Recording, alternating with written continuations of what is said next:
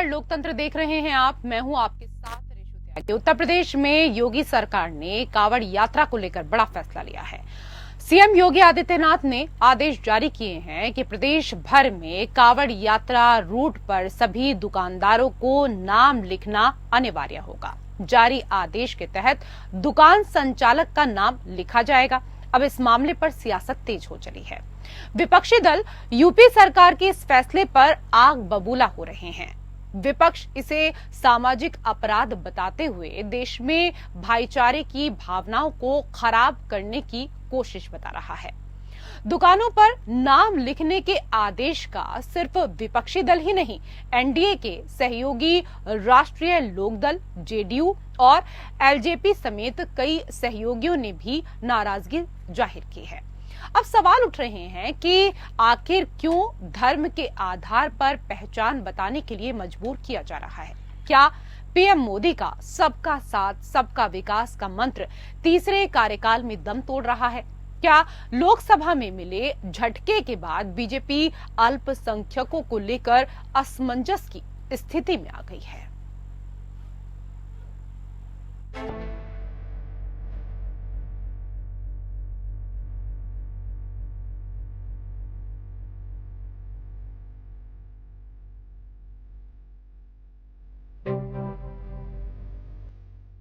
उत्तर प्रदेश में पहचान पर घमासान मचा हुआ है। यूपी में कांवड़ यात्रा मार्ग पर खाने पीने का सामान बेचने वाले सभी दुकानदारों को अपनी पहचान लिखने का निर्देश दिया गया है। इस आदेश के तहत कांवड़ रूट पर पड़ने वाले होटल, ढाबों, दुकानों और ठेले पर दुकानदारों को अपनी नेम प्लेट लगानी होगी ताकि कांवड़ियों को पता चल सके कि वो किससे सामान खरीद रहे हैं। अब यूपी की तर्ज पर उत्तराखंड में भी इसी तरह का आदेश जारी किया गया है। हरिद्वार के एसएसपी ने अपने साथ आधार कार्ड और पहचान पत्र लिखने के लिए भी निर्देश दिए हैं। दरअसल कांवड़ यात्रा को देखते हुए मुजफ्फरनगर पुलिस प्रशासन की ओर से सबसे पहले इस तरह के निर्देश जारी किए गए थे, जिसमें पूरे रूट पर दुकानदारों से उनका नाम लिखने के लिए कहा गया था। विरोध के बाद ऐसे में माना जा रहा था कि इस फैसले को वापस लिया जा सकता है, लेकिन शुक्रवार को सीएम योगी आदित्यनाथ ने इसे और विस्तार दे दिया और पूरे प्रदेश में कांवड़ यात्रा रूट की दुकानों पर पहचान लिखने के आदेश दे दिए गए। सरकार के मुताबिक ऐसा इसलिए किया गया है ताकि कांवड़ यात्रियों की आस्था की पवित्रता बनाए रखी जा सके। इतना ही नहीं, हलाल सर्टिफिकेशन वाले प्रोडक्ट पर भी रोक लगा दी गई है। ऐसा करने वालों पर कार्रवाई की जाएगी। अब इस मामले पर सियासत तेज हो चली है। विपक्षी दल यूपी सरकार के इस फैसले पर आग बबूला है। विपक्ष से सामाजिक अपराध बताते हुए देश में भाईचारे की भावनाओं को खराब करने की कोशिश बता रहा है। विपक्ष की मांग है कि इस फैसले को तत्काल निरस्त करना चाहिए। मैं समझती हूँ अभी भी ये लोग नहीं सीखे हैं, भाजपा के लोग अभी भी नहीं सीखे हैं कि जनता को जो असुविधा हो रही है उसका ये लोग निवारण नहीं कर पा रहे हैं। आज भी हमारे शिक्षकों पे जो डिजिटल आपके अटेंडेंस का जो मामला है, आज भी वो निरस्त नहीं हुआ है। योगी सरकार को विपक्ष के विरोध की तो उम्मीद थी, लेकिन जिनसे उम्मीद नहीं थी वो भी विरोध में उतर आए हैं। दुकानों पर नाम लिखने के आदेश का सिर्फ विपक्षी दल ही नहीं बल्कि एनडीए के सहयोगी राष्ट्रीय लोकदल जेडीयू और एलजेपी समेत कई सहयोगियों ने भी नाराजगी जाहिर की है। सहयोगियों का कहना है कि इससे समाज में सांप्रदायिक तनाव बढ़ेगा।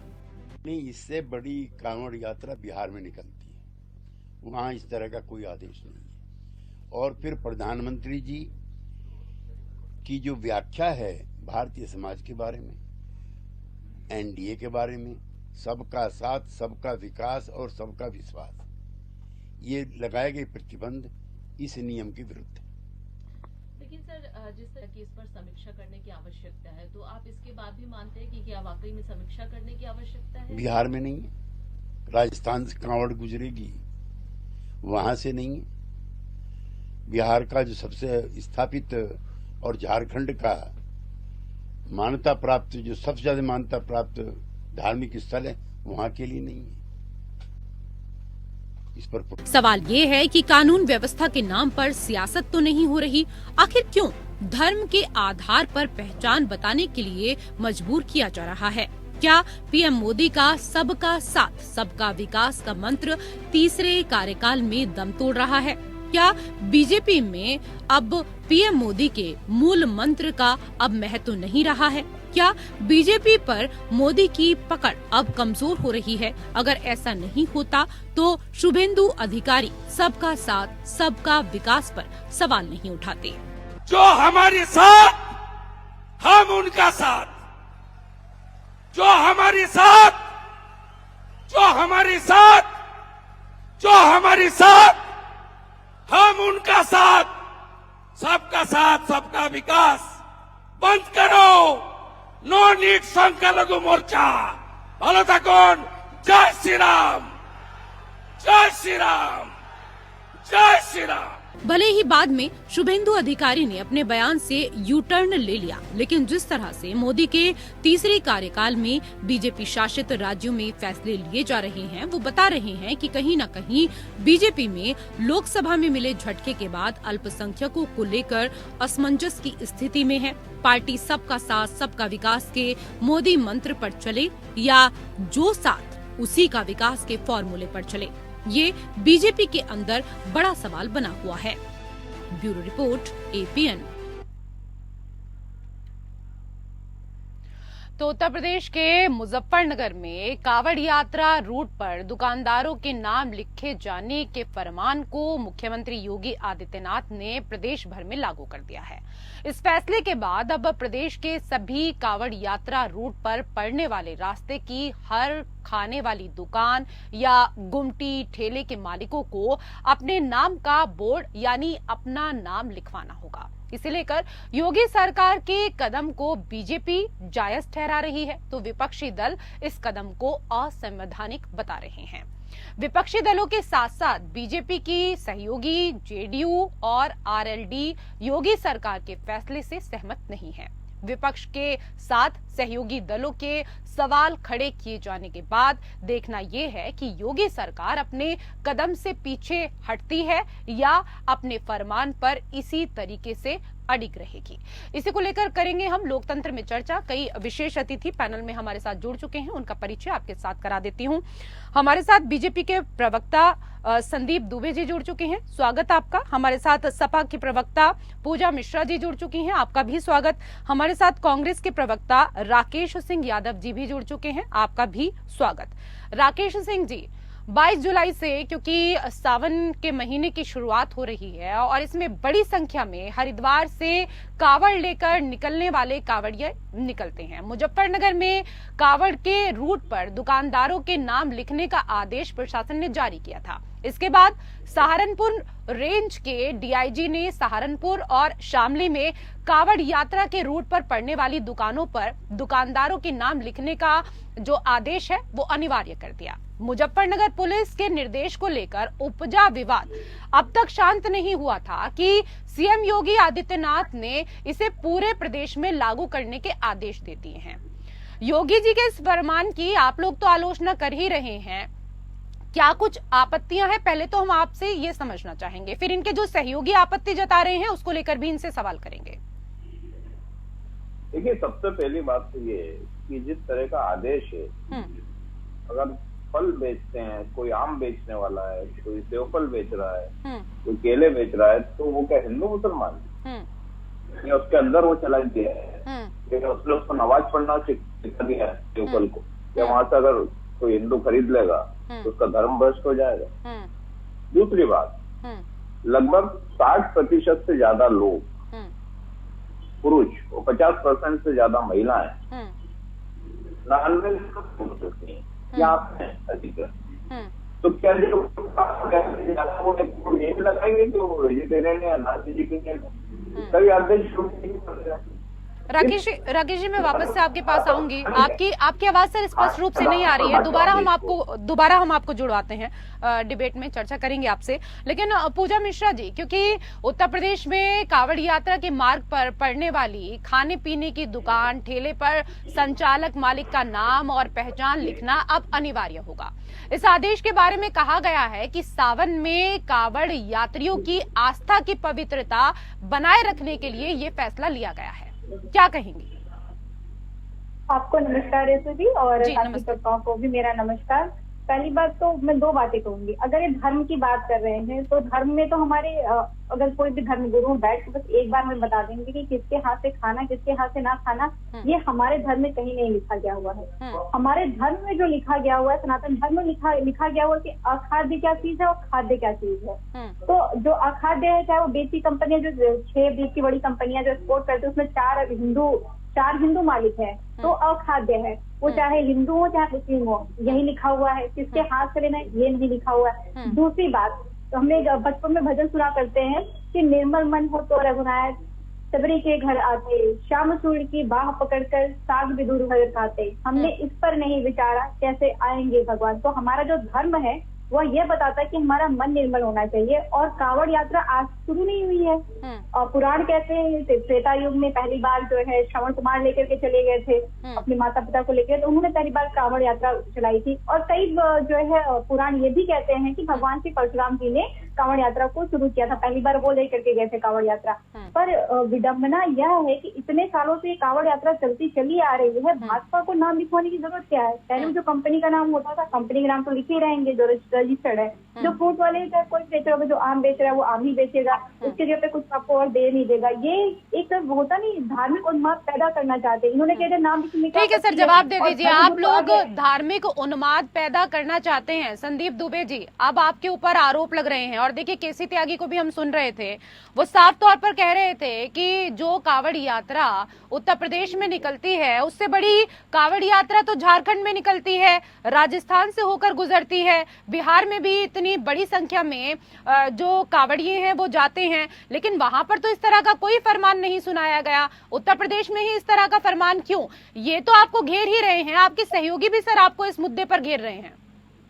रेशु जी, दो बातें बहुत महत्वपूर्ण है। एक तो अल्प ज्ञान की वजह से समाजवादी पार्टी या विपक्ष के लोग इस तरह की बातें कर रहे हैं। दो चीज बहुत महत्वपूर्ण है। यशस्वी मुख्यमंत्री योगी आदित्यनाथ जी की सरकार चाहती है कि बेहतर व्यवस्था रहे। ट्रांसपेरेंसी एक शब्द होता है, पारदर्शिता, न्याय जो हो या शासन हो पारदर्शिता के साथ हो।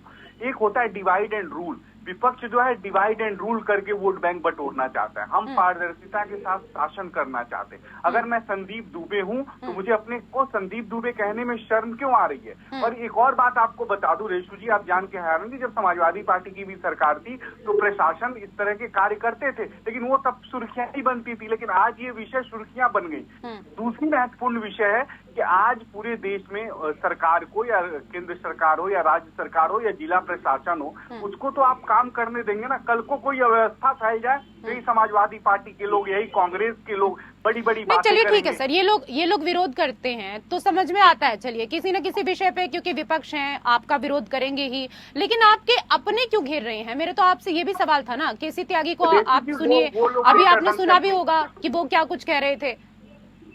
रेशु जी, वो उसके विषय में वो लोग जवाब देंगे, हमें जो अपना जवाब देना। सर सहयोगी आपके हैं तो वो सहयोगी आपके हैं ना, किसी और के तो है नहीं। उन्हीं के सहयोग से आप केंद्र की सत्ता में बैठे हैं, आप कुर्सी पर बैठे हैं, उन्हीं सहयोगियों की वजह से। और आप कह रहे हैं कि वो जवाब देंगे। उन्होंने तो दे दिया ना जो उनको जवाब देना था। तो सबके विचार का आदर है। पूजा मिश्रा जी बोल रही थी, उनके भी विचार का आदर है। राकेश जी बोल रहे हैं, उनके भी विचार का आदर है। जो भी विपक्ष में हो या पक्ष में, कोई भी उनके विचार आते, सबका आदर है। लेकिन प्रशासन की नैतिक जिम्मेदारी है कि जो कांवड़ व्यवस्था है, जो कांवड़िया निकले हैं, हमने ये तो नहीं कहा कि इनके यहाँ से सामान खरीदो, इनके यहाँ से नहीं खरीदो। हमारी सरकार ने पारदर्शिता रखी है। आपका मन, आप ठीक है पूजा मिश्रा जी, वो कह रही है कि हम तो यहाँ पर पारदर्शिता रख रहे हैं। लेकिन क्योंकि पिछले कुछ दिनों से कई जो वीडियो हैं वो भी वायरल हो रहे हैं और उसमें दिखाया जा रहा है कि किस तरीके से जो खाने पीने के सामान है उस पर थूका जाता है। एक पक्ष ये भी है यहाँ पर बीजेपी का कि इस तरह की जो वीडियो लगातार वायरल हो रही हैं और वो एक धर्म विशेष के लोग हैं, इस वजह से भी इस तरह नामों को लिखने का जो फरमान है वो सुनाया गया है, इस तरह की चीजें भी अब निकलकर सामने आ रही हैं। रेशु जी, तो वीडियोस आ रहे हैं, वो सब जो क्राइम किए क्रिमिनल हैं, उनको किसी धर्म से जोड़ना गलत है। जो भी क्राइम कर रहे हैं, अगर आज मैं कल को मैं क्राइम करती हूँ तो मैं भी क्रिमिनल हो जाऊँ, तो आप ये थोड़े कह देंगे पूरा ब्राह्मण समाज क्रिमिनल है। और यही प्रयागराज में जो है एक हॉस्पिटल में प्लेटलेट की दूध चढ़ाई जाती है और वो हिंदू था, तो कहा जाए कि जो हिंदू डॉक्टर है उनके हॉस्पिटल में नहीं जाना है क्योंकि प्लेटलेट की दूध चढ़ाने लग जाएंगे। आपसे क्राइम नहीं कंट्रोल होगा और आप जो है दुविधा वाली चीजें निकालेंगे जो लो के अगेंस्ट होंगे। इन्होंने बोला कि अल्प ज्ञान भाजपा के जो है प्रवक्ता ने, मुझे लगता है भाजपा के प्रवक्ता को अल्प ज्ञान है कि कॉन्स्टिट्यूशन का आर्टिकल नंबर 15 आपको प्रोहिबिट करता है कि आप रिलीजियस और जो कास्ट के हिसाब से उसको डिस्क्रिमिनेट ना करें, ये आपको रोका जाता है। और पर अगर नाम लिखा जा रहा है, जिस तरीके से धर्म गुरुओं के बयान आ रहे हैं और वो कह रहे हैं कि हम एक धर्म के वहाँ पे नहीं लेंगे, तो आप इस आर्टिकल का उल्लंघन नहीं हो रहा है, आप उस चीज को बढ़ावा नहीं दे रहे हैं। मैं कह रहा हूँ जो है रेशु जी, इनको ठीक है संदीप जी, मुझे लगता है इस सवाल का तो आप अच्छे से जवाब दे देंगे। आपने आर्टिकल की बात की क्योंकि वो खुद भी एक वकील हैं, जवाब दे दीजिए संदीप जी। जी बिल्कुल। देखिए, पूजा जी ने मुझे कहा मुझे बहुत अल्प ज्ञान है, पूजा जी को ज्यादा ज्ञान है। उनकी सरकारें जब काम करती थी और उनके प्रशासन के लोग जब काम करते थे तो उनका ज्ञान ज्यादा हो जाता था। और अगर भारतीय जनता पार्टी आती है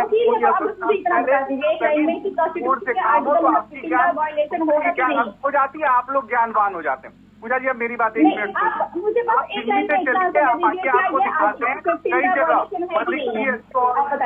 मटन की दुकान, चिकन की दुकान में लोगों ने अपने अपने नाम रख रखे, तो इसका मतलब क्या हो गया कि वहाँ धार्मिक उन्माद फैल रहा है? ऐसा नहीं है। आपको मैं बता रहा हूँ कि समाज में अगर पहचाना है नहीं है,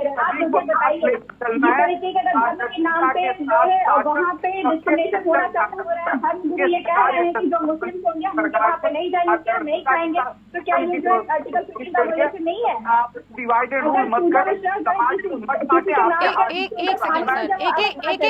एक एक करके अपनी बातों को रखिए, एक एक करके बात करिए ना। और संदीप जी, लेकिन देखिए सबसे बड़ी चीज तो ये है ना, मैं बार बार इसी बात को कह रही हूँ कि चलिए ये तो विपक्ष में है और इनका काम है ऐसे मुद्दों को उठाना, लेकिन आपके सहयोगी ही ऐसे मुद्दों को उठा रहे हैं। अभी मैंने केसी त्यागी की बात की जो जेडीयू से हैं। आरएलडी उत्तर प्रदेश के अध्यक्ष रामाशीष राय ने भी कहा है कि यूपी प्रशासन का दुकानदारों को अपनी दुकानों पर अपना नाम और धर्म लिखने का निर्देश देने का फैसला जाति और संप्रदाय को बढ़ावा देने वाला कदम है। सरकार इस फैसले को वापस ले ले क्योंकि ये गैर संवैधानिक निर्णय है। सर, इससे पहले आपकी बुलडोजर कार्रवाई पर संजय निषाद सवाल उठा रहे थे। बंगाल में शुभेंदु अधिकारी ने तो ये तक कह दिया कि सबका साथ सबका विकास के नारे का कोई मतलब ही नहीं है। आपके अपने भी आपको घेर रहे हैं और पराये तो घेर रहे हैं। इससे पहले बीजेपी की स्थिति कभी भी ऐसी नहीं दिखती थी जितनी आज के समय में देखने को मिल रही है। रेशु जी, सबसे महत्वपूर्ण है, पत्थर इधर भी फेंकने वाले हैं, पत्थर उधर भी फेंकने वाले हैं। सरकार सुनिश्चित कर रही है कि न इधर वाला पत्थर फेंके न उधर वाला पत्थर फेंके, और कांवड़ यात्रा जिस उद्देश्य के लिए होता है वो उद्देश्य की पूर्ति हो, कांवड़ यात्रियों को किसी तरह की दिक्कत हो। दूसरी बात, आपने कहा मेरे साथी हैं, मेरा विरोध कर रहे हैं। मुझे लगता है कि हमारी दृष्टिकोण बिल्कुल सही है, पारदर्शिता के साथ शासन हो रहा है और कोई भी व्यक्ति अपना मत रख सकता है, उसके लिए स्वतंत्र है। पूजा जी तो मुझे अल्प बुद्धि का भी कह रही है, तो मैं क्या पूजा जी को भला बुरा कह रहा हूँ? वो बहन है, अब कह सकती हैं। उनको लगता है कि सामने वाला अल्प बुद्धि वाला है, वो बुद्धिमान है। तो हमें लगता है कि हमें व्यक्तिगत तौर पे दो चीजें समझने की जरूरत है।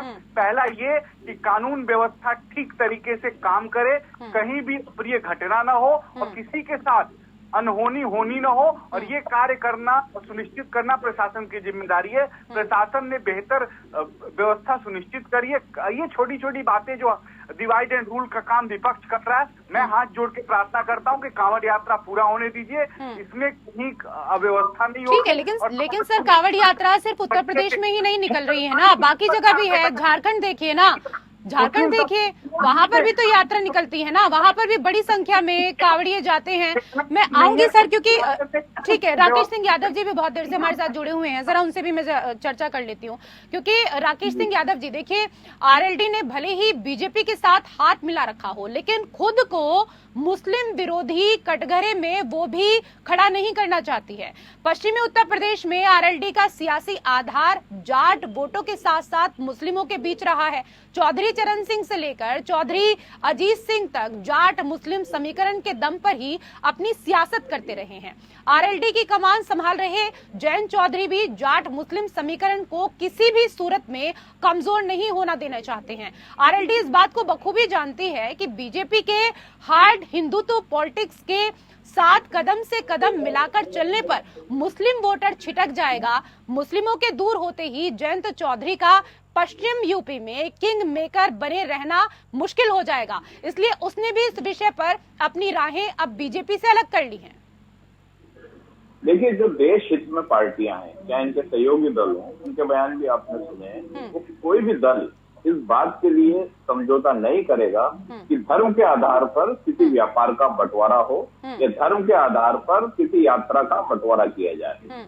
ये योगी जी की हार की परिस्थिति के कारण अब वो एक धार्मिक आधार पर गुजरात मॉडल का प्रयोग कर रहे हैं। ये वही चाहते हैं जो गुजरात में हुआ था, जिस तरीके से हिंदू मुस्लिम में बंटवारा हुआ था, जिसमें वो फेल्यूर हो गए हैं लोकसभा चुनाव में। अब वो जमीन हासिल करने के लिए कांवड़ यात्रियों के माध्यम से फिर से वो उन्माद फैलाना चाहते हैं उत्तर प्रदेश में। सीधा सीधा रास्ता उनको दिखा है कि अगर ये करेंगे तो हिंदू मुस्लिम के बीच में खाई बढ़ेगी तो वाद विवाद होंगे, और एक भी विवाद हुआ तो उसको भुनाने में कोई कसर नहीं छोड़ी जाएगी। ये बीजेपी का शुरू से एजेंडा है। उनको ये लगता है कि हम इसी से आगे बढ़ेंगे, और वो वापस अपने पुराने मॉडल पे जा रहे हैं जहाँ से गुजरात से वो 2002 में शुरू हुए थे। योगी जी कुछ नई चीज नहीं कर रहे हैं। अब उनको आखिरी रास्ता यही दिख रहा है कि किसी भी तरीके से हिंदू मुस्लिम विवाद मतलब आपका कहने का ये मतलब है कि वो अपने हिंदुत्व एजेंडे पर वापस आ रहे हैं, जो उनकी छवि थी एक समय में। जी हाँ, वो हिंदुत्व एजेंडे पे वापस आकर वही विवाद पैदा करना चाहते हैं जिससे वोटों का पोलराइजेशन हो, और आने वाले जो भी चुनाव, फिर विधानसभा चुनाव आएंगे उससे पहले अगर कोई चुनाव सीखे हैं तो वो उसके बहाने जीत सके। ठीक है संदीप जी, क्योंकि देखिए ठीक है सर, मैं समझ गई आपकी बात को संदीप जी, क्योंकि मुख्यमंत्री योगी आदित्यनाथ ने सत्ता की कमान संभालने के बाद से ही अपनी हिंदुत्ववादी छवि से कभी भी समझौता नहीं किया। योगी हिंदुत्व की सिर्फ बात ही नहीं करते बल्कि हिंदुत्व को जीते हैं, और उनका हिंदुत्व कैसा है और उससे कौन सहमत है या असहमत है ये अलग मुद्दा है। लेकिन सीएम योगी के नेतृत्व में उत्तर प्रदेश में भगवा सियासत की धारा को तेज धार मिल रही है। पिछले 7 साल में सीएम योगी आदित्यनाथ ने न सिर्फ अयोध्या, मथुरा, काशी पर ही फोकस किया बल्कि भव्य राम मंदिर के लिए खजाना खोला, तो लव जिहाद से लेकर एंटी सीएए आंदोलनकारी से निपटने के लिए कड़ाई से एक्शन लिए, जिसे हिंदुत्व के एजेंडे से लगातार जोड़कर देखा जा रहा है। अब ऐसे में भी यही सवाल उठ रहे हैं कि योगी जी फिर से अपनी जो पुरानी छवि है उसमें वापस आ रहे हैं और किसी की कोई बात सुनने वाले नहीं है। रेसू जी, मुझे लगता है कि इस विषय को हम लोग बिल्कुल गलत तरीके से विपक्ष ले रहा है। विपक्ष समाज को बांटने में लगा है, विपक्ष समाज के अंदर खाई खोद रहा है, विपक्ष एक पक्ष विशेष का बन के राजनीति कर रहा है। विपक्ष को ये समझना चाहिए कि पारदर्शिता से शासन की व्यवस्था सुनिश्चित करना, किसी के साथ अनहोनी न हो और बेहतर ढंग से कांवड़ यात्रा हो। ये लोग सोचते हैं कि मुस्लिम और हिंदू एक नहीं है। कई कांवड़, जितने कांवड़ आप देखते हैं इसमें ज्यादातर मुस्लिम भाई कांवड़ बनाते हैं, पानी पिलाते हैं, बेहतर तरीके से एक दूसरे का ख्याल रखते हैं। विषय तब आता है कि जो लोग समाज में खाई बोना चाहते हैं, बांटना चाहते हैं, वो ऐसे लोगों को उकसा के दोनों तरफ से पत्थरबाजी कराएं, माहौल खराब करें। ये माहौल खराब न हो इसलिए पारदर्शिता के साथ शासन की व्यवस्था सुनिश्चित करने का निर्णय लिया गया, और इसमें दिक्कत कहाँ है? पूर्व में भी तो मैं फिर कह रहा हूँ, ठीक है ना संदीप जी, आप वो कह रहे हैं, आप कह रहे हैं कि हिंदू मुस्लिम भाई भाई हैं, हिंदू मुस्लिम भाई भाई हैं, तो फिर उनको तो आपत्ति नहीं होगी ना। कोई भी हिंदू किसी भी मुस्लिम की दुकान से सामान खरीदे, फल खरीदे, तो उनको दिक्कत नहीं होनी चाहिए। दिक्कत आप लोगों को हो रही है, इसका मतलब तो गलत अनहोनी हो गया। तो यही समाजवादी पार्टी के लोग, यही कांग्रेस के लोग क्या कहते हैं, वो गलत अनहोनी की तो तैयारी कर ली आपने। अनहोनी आपको पहले से बताया किस तरह की अनहोनी हो सकती है। क्या सर पहली बार कांवड़ यात्रा निकल रही है उत्तर प्रदेश में? सर पहली बार कांवड़ यात्रा निकल रही है क्या संदीप दुबे जी? पहली बार कांवड़ यात्रा निकल रही है। आप खुद कह रहे हैं ना कि जब कांवड़ कांवड़िए जाते हैं तो उनकी सेवा में मुस्लिम लोग, अल्पसंख्यक लोग भी उतनी ही उनकी सेवा के लिए वहाँ पर खड़े होते हैं, उनको फल खिलाते हैं। बात समझ रही है कि नहीं समझ? नहीं समझाइए ना सर आप। शब्द है पारदर्शिता। हाँ। तो शासन व्यवस्था चलाने वाले लोग, सरकार चलाने वाले लोग अगर पारदर्शिता के साथ कोई ऐसा नहीं, इस बात की पारदर्शिता आप ये पहचानना चाहते हैं कि पूजा मिश्रा जी जवाब दे दीजिए। और ये हिंदू कावड़ यात्रा लेके जा रहा था वो भी अपना नाम लिखे। ठीक है, ये कह रहे हैं कि आप लोग सिर्फ गुमराह कर रहे हैं, हम तो सिर्फ यहाँ पर पारदर्शिता दिखा रहे हैं। पूजा मिश्रा जी नहीं, ये झूठ बोल रहे हैं, ये सिर्फ वोटों का पोलराइजेशन करना चाहते हैं, हिंदू मुस्लिम में झगड़े पैदा करना चाहते हैं और उसी रास्ते पे जा रहे हैं। ये जो पत्थरबाजी की और फालतू बातें कर रहे हैं, ये कभी नहीं हुआ कावड़ यात्री। लेकिन नहीं देखिए, एक चीज ये भी देखिए ना, एक सेकंड सर, एक चीज ये भी देखिए, क्योंकि पूजा मिश्रा जी सिर्फ, चलिए ठीक है, फल विक्रेता के अगर नाम की बात करें, चलिए ठेले पर फल विक्रेता का नाम लिख दीजिए।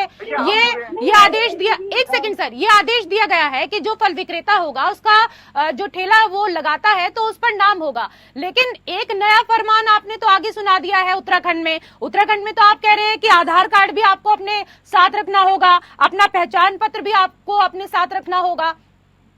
रेशु जी, सुरक्षा अहम विषय है और सभी की सुरक्षा करने की जिम्मेदारी मतलब खतरा मुसलमानों से ही है, सरकार की है, और किसी से नहीं है।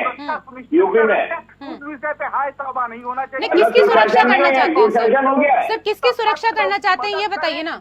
कोई भी अवस्था उत्पन्न न हो। हाँ ठीक है, पूजा जी जो बातें कह रहे हैं यहाँ पर जवाब दे दीजिए जल्दी से। रेशु जी, अव्यवस्था की प्लानिंग करते हुए संक्षेप में सर। अव्यवस्था न उत्पन्न हो, ये जो है कह रहे हैं कि पारदर्शिता रखेंगे। ऐसी कौन सी पारदर्शिता रखेंगे कि जो है जो कंपनी लॉ है उस लॉ का वायलेशन हो, जो संविधान में राइट दी है उस राइट का वायलेशन हो। और आप कह रहे हैं कि गलत काम न करे। आप बताइए, जब आप नाम लिखवाएंगे तो वहाँ पे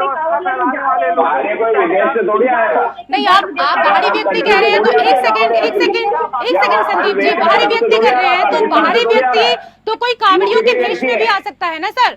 कावड़िया का रूप धारण करके भी कोई बाहरी व्यक्ति आ सकता है। आप ये कैसे कह सकते हैं कि सिर्फ जो ठेले लगा रहे हैं, जो दुकानें लगा रहे हैं, वो ही बाहरी व्यक्ति हो सकते हैं? वो तो कोई भी आ सकता है सर। साहब की मदद करिए, डीसीपी साहब कावड़ियों को भी रजिस्ट्रेशन कीजिए, आधार कार्ड देखिए, वेजिटेरियन है कि नहीं। चलिए ठीक है सर, माफी चाहूंगी, समय का अभाव है। बहुत बहुत धन्यवाद आप सभी मेहमानों का हमारे साथ इस चर्चा में जोड़ने के लिए। लोकतंत्र में मेरे साथ फिलहाल इतना ही। नमस्कार।